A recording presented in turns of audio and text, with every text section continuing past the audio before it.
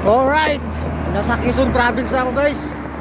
Yan, i-stop mo na yung sinasakyan namin bus para maghapunan dahil ang sunod na hinto daw ay alas 12 pa ng madaling araw.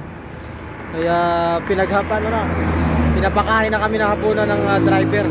Yan yung bus na sinasakyan ko guys, so Piltrangco.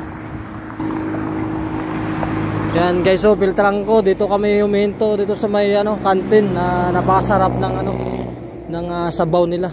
Yun yung mga samahan ko guys. So yan, biyaheng Davao Surigao yung sinasakyan ko. Yan, hinto ako sa amin sa Liloan kasi walang diretso dun sa amin banda eh. Kaya Liloan, hinto ako tapos sakay na naman ng bus papunta na sa amin. Yan guys, so yan, advance Merry Christmas sa lahat. After 10 years yan na makakauwi din si Whitey Man.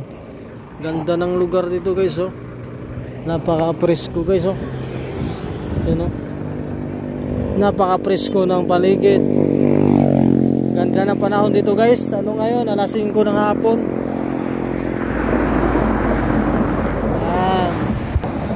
Yan, see you na lang sa aking mga kababayan dyan sa sa Manglit, Pintuyan, Southern Leyte. Kita-kita dyan.